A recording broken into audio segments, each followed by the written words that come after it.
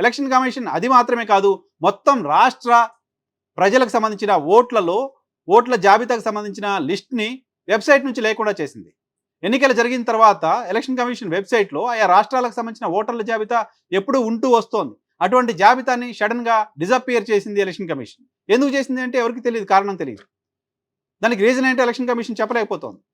So ఈ రకంగా బీహార్లో అనేక మంది ఓట్లను తొలగించింది. కొంతమంది చనిపోయారనే పేరుతో వాళ్ళ ఓట్లను తొలగించింది.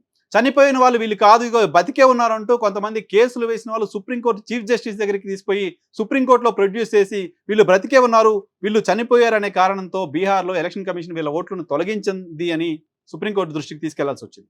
సో ఇన్ని పిల్లి మొగ్గలు బీహార్ విషయంలో ఎస్ఐఆర్ సందర్భంగా ఎలక్షన్ కమిషన్ వేసింది కాబట్టి, ఇప్పుడు దేశవ్యాప్తంగా రెండో విడత ఎస్ఐఆర్ అని చెప్తుంది కాబట్టి ఎలక్షన్ కమిషన్ పైన అనుమానాలు ఉన్నాయి.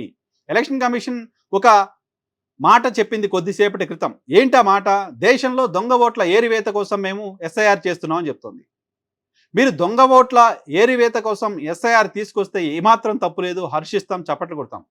కానీ ఉన్న ఓట్లు తీసేస్తామంటే, ఉన్న ఓట్లు తొలగిస్తామంటే, ఉన్న ఓట్లు తొలగించడం కోసం మాత్రమే ఎస్ఐఆర్ అంటే మాత్రం దేశం తిరగబడుతుంది.